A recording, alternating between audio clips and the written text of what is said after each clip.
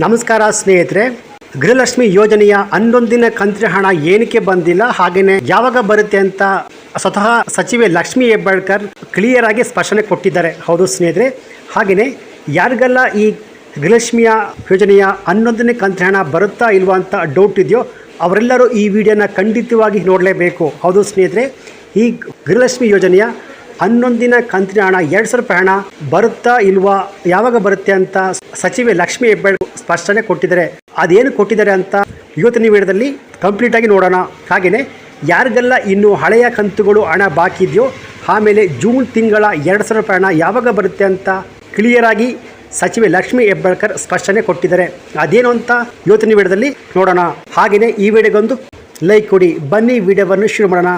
ಅದಕ್ಕಿಂತ ಮುಂಚೆ ನೀವಿನ್ನು ನನ್ನ PKV ಕನ್ನಡ ಯೂಟ್ಯೂಬ್ ಚಾನಲ್ಗೆ ಸಬ್ಸ್ಕ್ರೈಬ್ ಮಾಡಿಲ್ಲ ಅಂದರೆ ದಯವಿಟ್ಟು ಇಲ್ಲಿ ಕಾಣುವಂಥ ರೆಡ್ ಕಲರ್ ಸಬ್ಸ್ಕ್ರೈಬ್ ಬಟನ್ನ ಪ್ರೆಸ್ ಮಾಡಿಕೊಳ್ಳಿ. ಹಾಗೆಯೇ ಪಕ್ಕದಲ್ಲಿ ಬರುವಂಥ ಬೆಲ್ ಬಟನ್ನ ಒತ್ತಿ, ಸೊ ನಾನು ಯಾವುದೇ ವಿಡಿಯೋ ಅಪ್ಲೋಡ್ ಮಾಡಿದಾಗ ನೀವು ನೋಡಬಹುದು.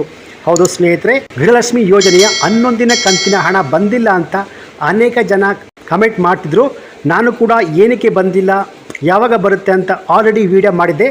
ಆದರೆ ಕೆಲವರು ಸುಮ್ಮನೆ ವಿಡಿಯೋ ಮಾಡಬೇಡಿ ಅಂತ ಕಮೆಂಟ್ ಮಾಡಿದರು.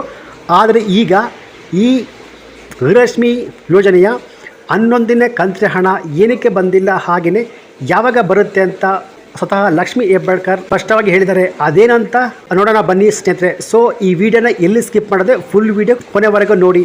ಹಾಗೆಯೇ ಈ ವಿಡಿಯೋಗೆ ಒಂದು ಲೈಕ್ ಕೊಟ್ಟು, ಹಾಗೆಯೇ ಈ ವಿಡಿಯೋವನ್ನು ಗೃಹಲಕ್ಷ್ಮಿ ಯೋಜನೆಯ ಹಣ ಪಡೆಯುತ್ತಿರುವ ರಾಜ್ಯದ ಎಲ್ಲ ಮಹಿಳೆಯರಿಗೆ ಈ ವಿಡಿಯೋವನ್ನು ಆದಷ್ಟು ಶೇರ್ ಮಾಡಿ ಸ್ನೇಹಿತರೆ. ಬನ್ನಿ ವಿಡಿಯೋವನ್ನು ನೋಡೋಣ. ಇವತ್ತು ನಾವು ಭಾಷೆಯನ್ನು ಯಾವ ರೀತಿ ಜನರಿಗೆ ಕೊಟ್ಟಿದ್ವಿ, ಆ ರೀತಿ ನಾವು 5 ಗ್ಯಾರಂಟಿಗಳನ್ನು ಬಹಳ ಚೆನ್ನಾಗಿ ಇವತ್ತು ಅನುಷ್ಠಾನ ಮಾಡಿ ಕೆಲಸವನ್ನು ಮಾಡ್ತಾ ಇದ್ದೀವಿ.